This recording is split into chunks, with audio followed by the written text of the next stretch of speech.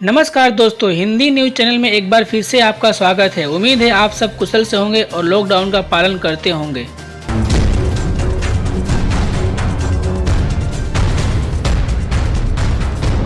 हाँ तो दोस्तों, चीन के राजदूत वेन डोंग के बदले हुए सुर दिखे। वेन डोंग ने कहा कि भारत और चीन एक दूसरे के दुश्मन नहीं बल्कि एक दूसरे के लिए अवसर हैं। तो क्या भारत के कड़े तेवर के सामने चीन ने अपने घुटने टेक दिए हैं? तो यहीं अमेरिका के राष्ट्रपति डोनाल्ड ट्रंप दोनों देशों के बीच अपनी ही रोटियां सेकते नजर आए। तो दोस्तों, पूरा मामला क्या है उसे जानने के लिए वीडियो को अंत तक देखिए। और भारत के विवाद की वजह क्या है, इसकी शुरुआत कहाँ से हुई है और क्यों हुई है, साथ ही साथ अब तक पिछले एक महीने में क्या क्या हुआ है, जानने के लिए आप हमारे चैनल पर जाकर देख सकते हैं। हमने इस विवाद के ऊपर तकरीबन 10 वीडियो बना चुके हैं, या फिर वीडियो के अंत में मैं लगा दूंगा, वहां से देख लीजिएगा। तो दोस्तों, वीडियो चालू करते हैं आपके एक प्यार भरे लाइक से। हाँ तो दोस्तों, भारत में चीन के राजदूत सुन वेइडोंग ने बुधवार को कहा कि चीन और भारत को अपने मतभेदों का असर कभी भी समग्र द्विपक्षीय संबंध पर नहीं पड़ने देना चाहिए और आपसी विश्वास को बढ़ाया जाना चाहिए। चीनी राजदूत का यह बयान पूर्वी लद्दाख में वास्तविक नियंत्रण रेखा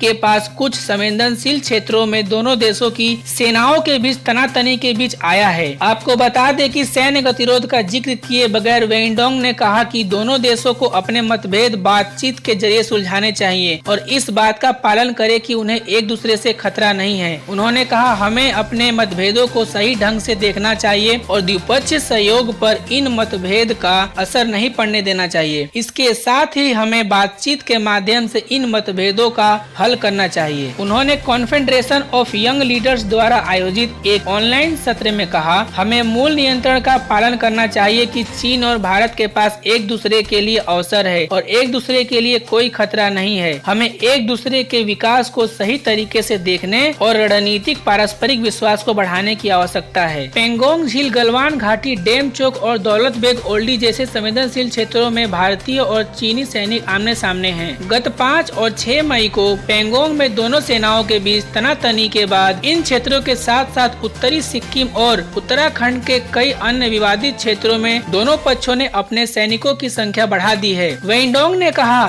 चीन और भारत को अच्छे पड़ोसी होना चाहिए और अच्छे सहयोगी को एक साथ मिलकर आगे बढ़ना चाहिए। राजदूत ने कहा कि दो प्रमुख उभरती अर्थव्यवस्थाओं के रूप में चीन और भारत को निवेश, उत्पादन क्षमता और अन्य क्षेत्रों में व्यवहारिक सहयोग को मजबूत करना चाहिए और सामान्य हितों का विस्तार करना चाहिए। उन्होंने कहा, चीन खुद को और भारत को भी विकसित करने की उम्मीद करता है। दोनों देशों को अपने अपने लक्ष्यों को पूरा करने के लिए एक दूसरे की सहायता करनी चाहिए। तो इसी बीच अमेरिका के राष्ट्रपति डोनाल्ड ट्रंप चीन के प्रति दोस्ती दिखाते नजर आए। ट्रंप ने बुधवार को अचानक भारत और चीन के बीच सीमा विवाद में मध्यस्थता करने की पेशकश की और कहा कि वह दोनों पड़ोसी देशों की सेनाओं के बीच जारी तनाव कम करने के लिए तैयार, इच्छुक और सक्षम भी हैं। आपको बता दें कि ट्रंप ने पहले भी भारत और पाकिस्तान मुद्दे पर मध्यस्थता करने की पेशकश की थी, परंतु भारत ने इस प्रस्ताव को यह कहकर नकार दिया था कि द्विपक्षीय संबंधों में तीसरे पक्ष की कोई भूमिका नहीं है। तो दोस्तों, अमेरिका का यह दोनों देशों के प्रति प्यार तब देखने को मिल रहा है जब अमेरिका को लेकर चीन के एक सरकारी अखबार ग्लोबल टाइम्स द्वारा कहा गया था कि भारतीय अमेरिका के दम पर कूद रहे हैं, लेकिन वह उनकी गलतफहमी है।